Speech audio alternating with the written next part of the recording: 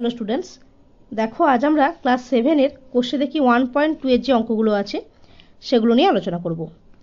আচ্ছা, এই অনুশীলনীর অঙ্কগুলো প্রায় সব শতকরার ওপরে আছে। আমরা ক্লাস 6-এও শতকরার অঙ্ক করেছি। আমরা এখনও যেহেতু পূর্বপাঠের অঙ্কগুলো আলোচনা করছি, তাহলে এই ক্লাস 6-এর অঙ্কগুলোই পাবো। তাহলে দেখো পরপর অঙ্কগুলো কিভাবে হচ্ছে। কোষে দেখি 1.2 ক্লাস 7, ঠিক আছে। তাহলে দেখো একের দাগের একের অঙ্কটা কি বলেছে। বলেছে 2 টাকার 12.12% কত পয়সা দেখি। তাহলে 2 টাকার 12.12% সমান কত পয়সা। আচ্ছা, এই অঙ্কগুলো করার আগে কয়েকটা জিনিস একটু দেখে নাও।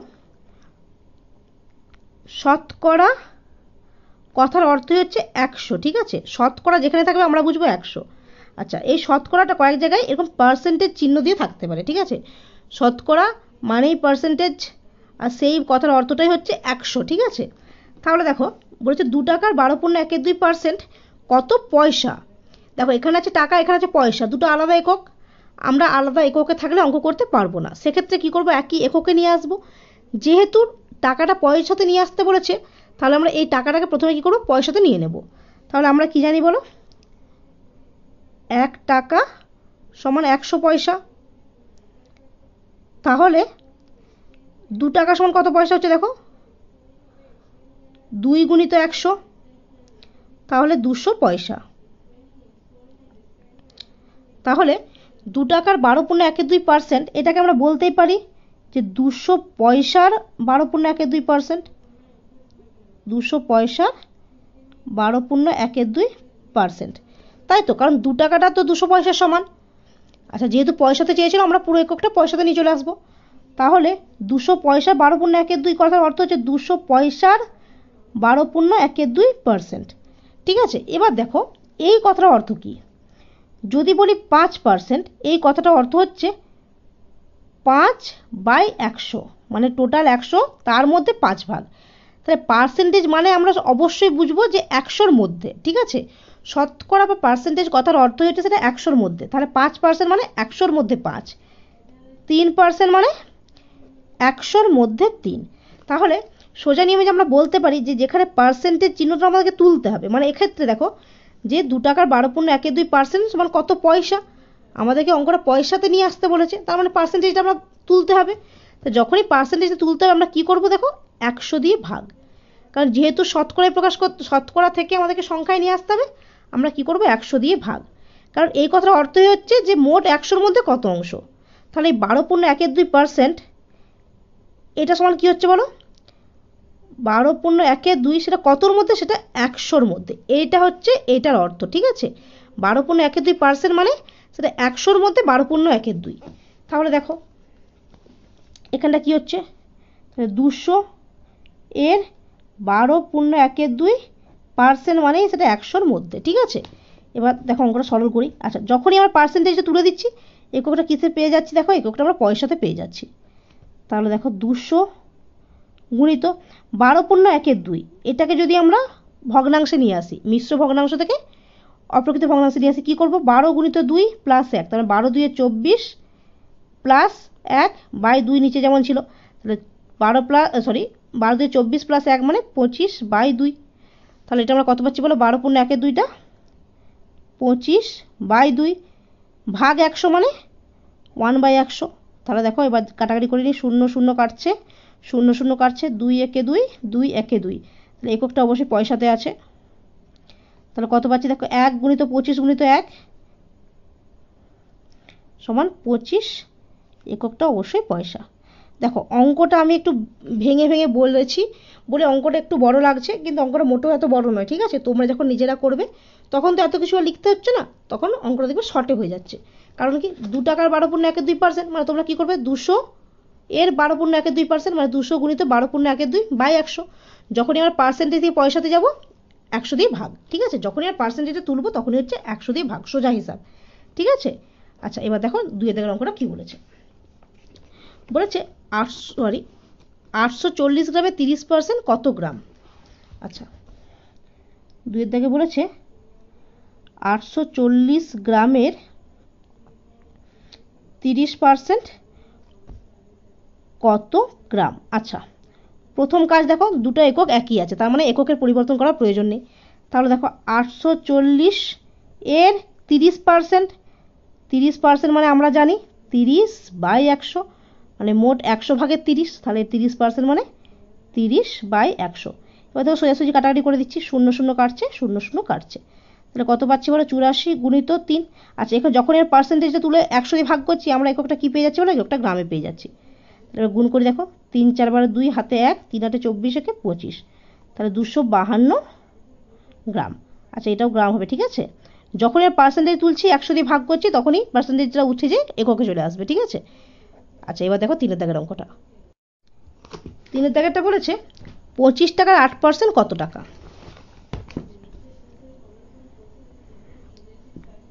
25 টাকার 8% কত টাকা।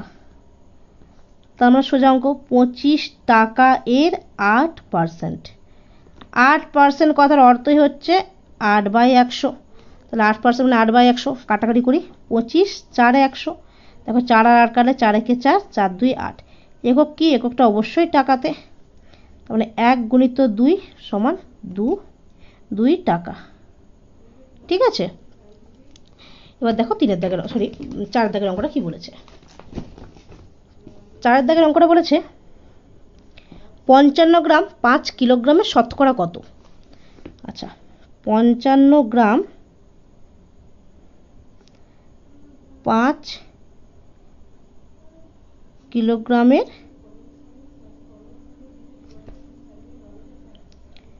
শতকরা কত।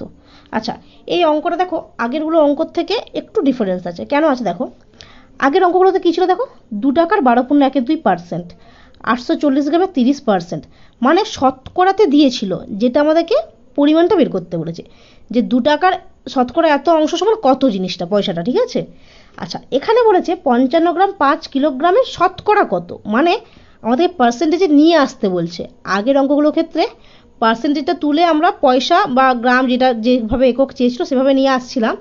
এক্ষেত্রে শতকরাতে কত এটা চেয়েছে। তাহলে যখন আমরা 5% ছিল, তখন আমরা কী করছি? 5/100, তার মানে ঘুরিয়ে যদি বলি, পার্সেন্টেজ চিহ্নটা তোলার জন্য আমরা কী করছিলাম? 100 দিয়ে ভাগ, ঠিক আছে। এখানে কি বলেছে? শতকরাতে নিয়ে যেতে, তাহলে এটা কি হচ্ছে? বিপরীত। আগের ক্ষেত্রে আমরা শতকরা থেকে সংখ্যাতে নিয়ে আসছিলাম, তাহলে 100 দিয়ে ভাগ। এক্ষেত্রে সংখ্যা থেকে শতকরাতে নিয়ে যাব, তার মানে 100 দিয়ে গুণ। আচ্ছা, এই টেকনিকটা শুধুমাত্র অঙ্ক করার জন্য সরলভাবে আমি বললাম, কিন্তু আসলে অঙ্কটা কীভাবে হচ্ছে একটু দেখে নাও। একটা রাফে একটা অঙ্ক দেখে নাও। যদি আমি বলি 5 টাকা 25 টাকার শতকরা কত, তাহলে শতকরা দিয়ে নিয়ে যাচ্ছি মানে 100 দিয়ে গুণ, তার মানে 5 টাকাটা 25 টাকার, তার মোট টাকা নিশ্চয়ই 25, তাহলে 5 টাকা 25 টাকার শতকরা কত, মানে এটা পাচ্ছি আমরা, ঠিক আছে। যে এই 5 টাকাটা মোট টাকা 25 টাকা শতকরা কত হচ্ছে, তার মানে 25 টাকার 5 টাকা যেটা আমরা পাচ্ছি অ্যাকচুয়াল পরিমাণ, সেটা যদি আমরা 100-র সঙ্গে তুলনা করতাম তাহলে সেটা কত। এটা হচ্ছে অ্যাকচুয়াল শতকরা জিনিস, ঠিক আছে। যে 100-র মধ্যে কত, 25 টাকার মধ্যে 5 টাকার যে মানটা, সেই মানটা যদি আমরা 100-র সাথে তুলনা করতাম তাহলে আমরা কত পেতাম, সেটাই হচ্ছে অ্যাকচুয়াল শতকরা, ঠিক আছে। তার মানে 25 টাকার 5 টাকা যেটা হচ্ছে সেটা শতকরাতে কত, মানে 100 দিয়ে গুণ। যখনই আমরা শতকরাতে নিয়ে আসবো 100 দিয়ে গুণ। 25 টাকায় 5-এর যে মান, 25-এর উপর যেটা 5-এর মান, সেটা 100-র মধ্যে কত মান হওয়া উচিত, যেটাকে আমরা শতকরা বলবো। অ্যাকচুয়ালি এই অঙ্ক হচ্ছে লজিকটা হচ্ছে এটা, ঠিক আছে। আর আমরা সোজা সরলভাবে বলতে পারি যে শতকরায় নিয়ে আসার জন্য 100 দিয়ে গুণ। তাহলে দেখো এখানে অঙ্কটা 55 গ্রাম 5 কিলোগ্রামের শতকরা কত। তাহলে প্রথমে আমরা আটকাবো, কারণ এখানে গ্রাম আছে, এখানে কিলোগ্রাম আছে, আলাদা একক আছে। প্রথমে কি করবো? একই এককে নিয়ে আসবো। তাহলে আমরা কি করছি? কিলোগ্রামটা গ্রামে নিয়ে আসছি। আমরা কি জানি বলো? 1 কিলোগ্রাম সমান 1000 গ্রাম। তাহলে 5 কিলোগ্রাম সমান কি পাচ্ছি বলো? 5 কিলোগ্রাম সমান 5 গুণিত 1000, তাহলে 5000 গ্রাম। তাহলে বলেছে, তাহলে অঙ্কর অ্যাকচুয়াল কী হচ্ছে, 55 গ্রাম 5000 গ্রামের শতকরা কত। আচ্ছা, এই অঙ্কটা পুরোটা আমরা কিন্তু এটা গ্রামে নিয়ে কিলোগ্রামে নিয়ে এসেও করতে পারতাম, তোমরা কিলোগ্রামে নিয়ে এসে প্র্যাকটিস করতে পারো। তাহলে 55 গ্রাম 5000 গ্রামের, তার মানে মোট পরিমাণটা 5000, শতকরা কত। তার মানে 5000 গ্রামের মধ্যে 55 যে মানটা ধারণ করছে 100-র মধ্যে, সেটা কত, এটা হচ্ছে শতকরা। এটা আমাদেরকে বের করতে হবে যে 55 গ্রামটা 5000 গ্রামের শতকরাতে কত, মানে 5000-এর 55টা শতকরাতে কত। ঠিক আছে, এবার যদি কাটাকাটি করে দেখো কি হচ্ছে, 0 0 কাটছে। আচ্ছা, এটা কেটে যাবে, দেখো 5 11 55, 5 10 50, তার মানে কত পাচ্ছি বলো, 11/10। আচ্ছা, যখন আমরা শতকরাতে প্রকাশ করে দিচ্ছি তখন আমরা কী করবো, পার্সেন্টেজ চিহ্ন দেবো। ঠিক আছে, তাহলে কী পাচ্ছি, 11/10, এটা হচ্ছে অপ্রকৃত। তাহলে এটাকে কী করবো, মিশ্র ভগ্নাংশে যদি নিয়ে আসি, 11কে ভাগ করছি 10 দিয়ে, তাহলে 10 একে 10, তাহলে কত পাচ্ছি বলো, 1/110%। আচ্ছা, আমরা 1/110% লিখতে পারি, বা শতকরা 1/110 লিখতে পারি। মানে 55 গ্রামটা 5000 গ্রামের শতকরা কত, শতকরা 1/110 বা 1/110%। তাহলে কি হয় শতকরা লিখবো, না হলে পার্সেন্টেজ চিহ্ন দেবো, দুটো একসাথে কখনো যায় না। ঠিক আছে, কারণ দুটোর মানই একই। তাহলে হয় আমরা শতকরা 1/110 লিখবো, না হলে 1/110%। ঠিক আছে, এবার দেখো নেক্সট অঙ্কটা, 2 দেখো অঙ্কটা কি বলেছে। বলেছে একটি বাড়ির 1/5 অংশ রং করা হয়েছে, বাড়িটির শতকরা কত রং করা বাকি আছে হিসাব করি। তাহলে রং করা হয়েছে কত সেটা বলেছে, কিন্তু আমাদেরকে অঙ্কটা চেয়েছে শতকরা কত রং করা বাকি আছে। তাহলে প্রথম কাজ আমাদের কি বলো, যে বাড়ির মোট পরিমাণটা যদি 1 অংশ হয়, যার 1/5 রং করা হয়েছে, এটা আমাদেরকে বলেছে। তাহলে বাকি কত আছে, নিশ্চয়ই এদের বিয়োগফলটা, তাহলে এটা বাকি আছে। এবার বলেছে বাকি আছে ঠিক আছে, কিন্তু শতকরা কত বাকি, মানে এটা 100-র মধ্যে কত বাকি, এটা আমাদেরকে বের করতে বলেছে। অঙ্কটা বুঝতে পেরেছো, যে মোট অংশ 1, 1/5 রং করা হয়েছে, তাহলে বাকি আছে কত, 1 - 1/5। এবার শতকরা কত, মানে 100-র মধ্যে কত বাকি আছে, এটা শতকরাই প্রকাশ করতে বলেছে। আচ্ছা, আমি অঙ্কটা ছোটো করে একটু বলে দিলাম, এবার দেখো লিখে লিখে করছি, যে বাড়ির মোট পরিমাণ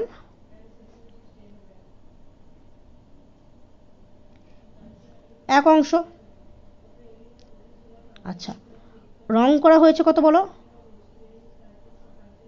তাহলে রং করা হয়েছে 1/5 অংশ। তাহলে এটা নিয়ে আমাদের কাজ নেই, কাজ কি আমাদের কত বাকি আছে। তাহলে এখানে দেখো বাকি কত আছে, তাহলে আচ্ছা রং করা বাকি আছে, রং করা বাকি আছে কত, মোট 1/5 হয়েছে, তার মানে 1 - 1/5। তাহলে সরল করো, 5 লসাগু, তাহলে 5 একে 5 - 1, তাহলে সমান কত ছিল, 5 - 1 মানে 4/5 অংশ। ঠিক আছে, এটা আমাদেরকে চাইনি, চেয়েছে কি, যে শতকরা কত বাকি আছে। তাহলে 1 অংশে রং করা বাকি আছে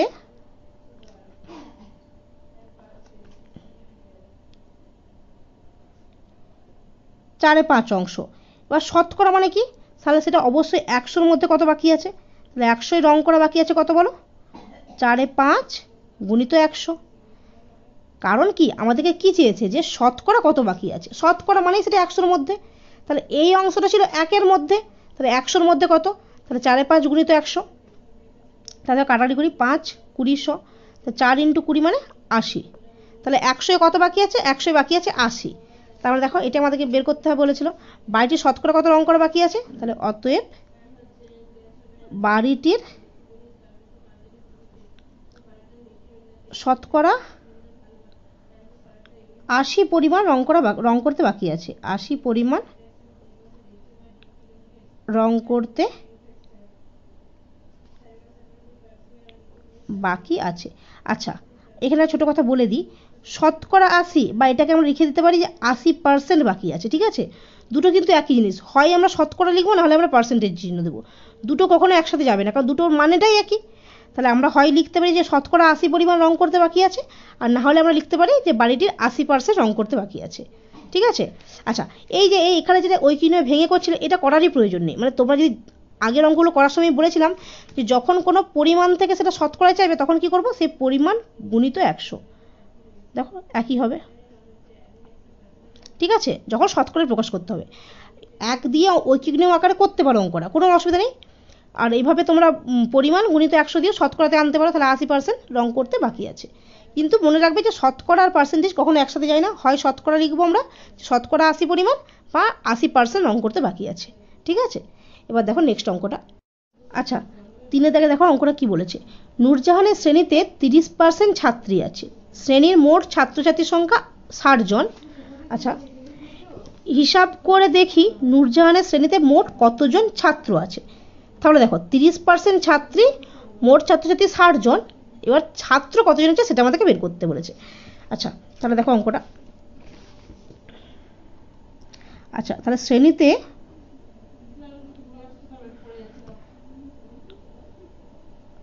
মোট ছাত্রছাত্রীর সংখ্যা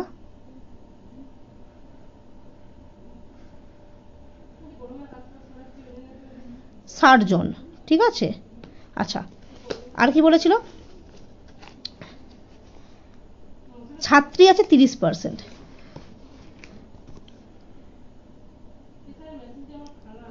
ছাত্রী আছে 30%। তাহলে দেখো এখান থেকে আমরা বলতে পারি তাহলে ছাত্র কত আছে বলো, তাহলে ছাত্র আছে দেখো 30% কথা অর্থ কি যে 100-র মধ্যে 30 জন ছাত্রী, তার নিশ্চয়ই বাকিটা ছাত্র, তাহলে কত আছে সেটা 70। তাহলে ছাত্র আছে কত বলো, 100 মাইনাস 30%, সেটা হচ্ছে 70%। বুঝতে পারলে তো যে ছাত্রী আছে 30%, এই কথাটার অর্থ কি যে 100-র মধ্যে 30 জন ছাত্রী, তাহলে নিশ্চয়ই বাকিটা ছাত্র, তাহলে 70 জন ছাত্র। আমরা তাহলে এখানে ডাইরেক্ট বলে দিতে পারি যে ছাত্র আছে 70%। আচ্ছা এবারে কি বলেছে যে শ্রেণীতে মোট কতজন ছাত্র আছে, তাহলে এটা পার্সেন্টেজে রেখে না রেখে আমরা কি করব, এটাকে সংখ্যায় আনতে বলেছে যে কতজন। আচ্ছা তাহলে এই 70% কতর মধ্যে বলো, যে মোট ছাত্রছাত্রী 100 জন হলে ছাত্র হয় 70 জন। এই কথার অর্থ তো তাই যে মোট ছাত্রছাত্রী 100 জন হলে 70 জন ছাত্র হয়, তাহলে মোট ছাত্রছাত্রী 60 জন হলে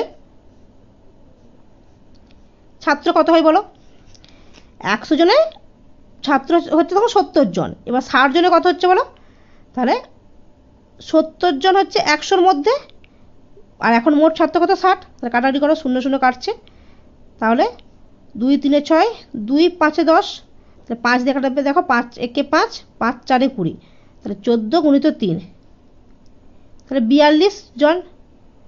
বুঝতে পারছো, আমি অঙ্কটা ভেঙে করলাম, তোমরা ডাইরেক্ট কিন্তু এভাবে করতে পারো। আমি একটা নিয়ম দেখাচ্ছি, দেখো এখানে আমি কি করলাম আবার বলে দিই, যে বলে দিয়েছিল যে মোট ছাত্রছাত্রীর সংখ্যা 60 জন, এবার ছাত্রী আছে 30%, তাহলে এই কথা ধরে আমরা বলতে পারি যে ছাত্র আছে কত, যদি 100-এ 30 জন ছাত্রী হয় তার মানে নিশ্চয়ই বাকিটা ছাত্র, তাহলে 100 মাইনাস 30 সমান 70% ছাত্র আছে।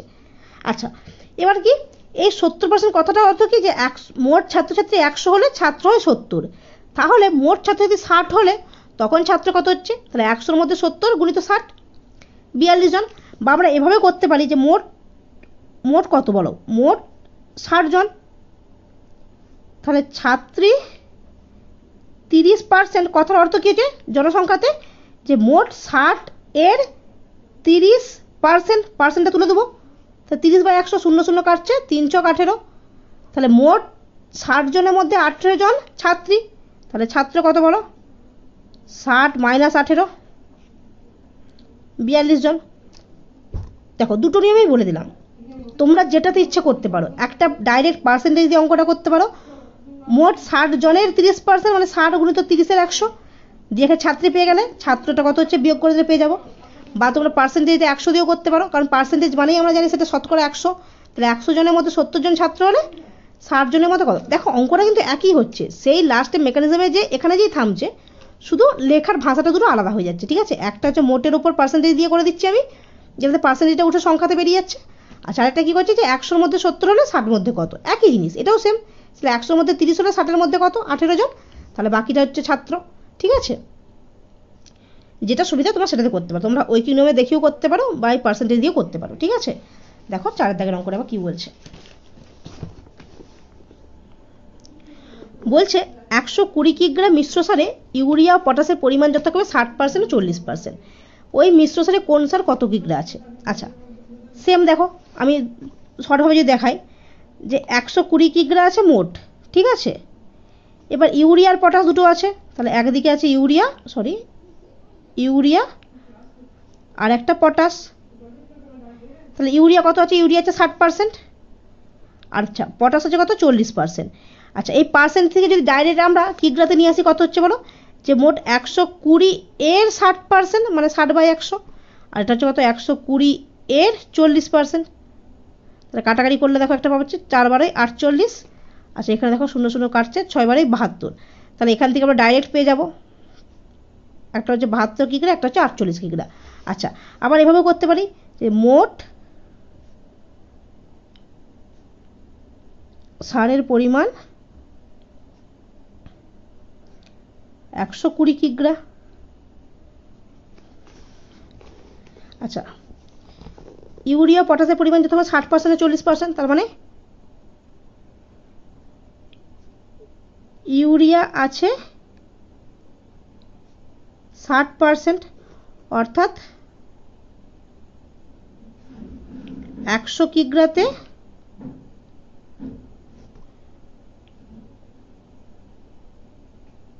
ইউরিয়া আছে 60 কিগ্রা। ঠিক আছে, তাহলে মোট কিগ্রা 120, তাহলে 120 কিগ্রাতে ইউরিয়া কত আছে বলো? 60 আছে 100-র মধ্যে, তাহলে 120-তে কত? সেই একই হচ্ছে দেখো 72 কিগ্রা। ঠিক আছে, আচ্ছা এবার দেখো পটাশ কত আছে বলো?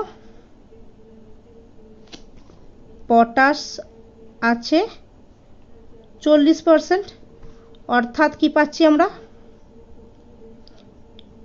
100 কিগ্রাতে পটাশ আছে 40 কিগ্রা। তাহলে এখানে বলছে মোট পরিমাণটা 120 কিগ্রা, তাহলে 120 কিগ্রাতে পটাশ আছে কত বলো? 40 কিগ্রা আছে 100 কিগ্রার মধ্যে, তাহলে 120-তে কত? দেখো সুন্দর কাটছে, 4 × 12 মানে 48 কিগ্রা। ঠিক আছে, তোমরা এখানে 100 কিগ্রাতে ব্যাপারটা না লিখে ডাইরেক্ট মোটের ওপর 60%, মোটের ওপর 40% এইভাবে করতে পারো। ঠিক আছে, তাহলে দেখো উত্তরটা লিখে দিই। তাহলে কী চেয়েছিল? ওই মিশ্রণে কোন সার কত কিগ্রা আছে? অতএব ওই মিশ্রণে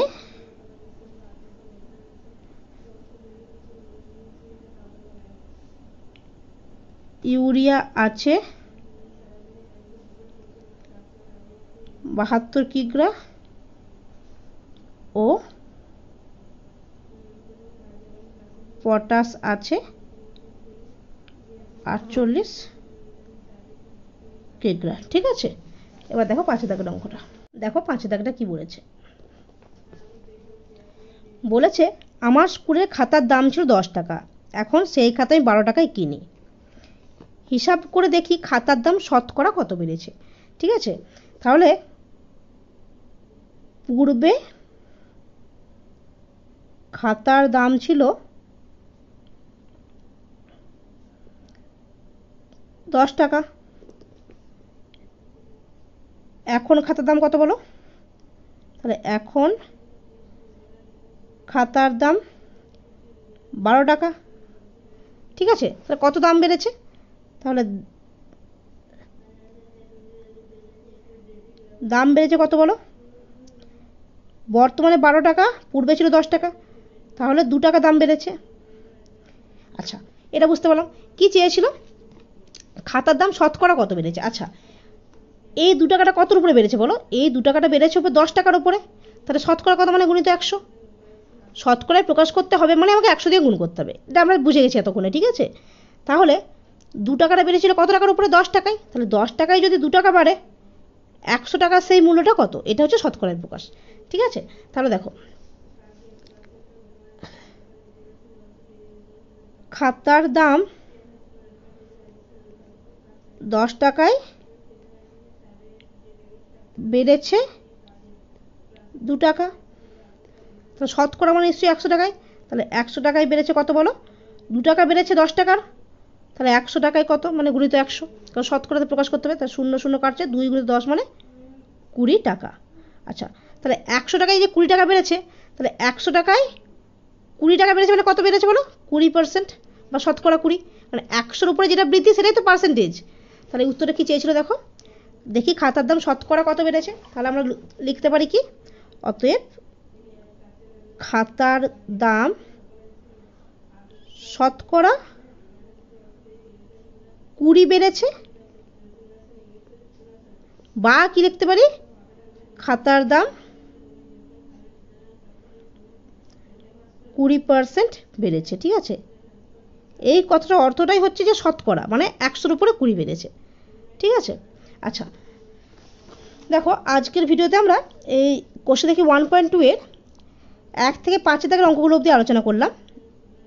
নেক্সট ভিডিওতে যে বাকি 5টা অঙ্ক আছে সেই অঙ্কগুলো নিয়ে আমরা আলোচনা করব।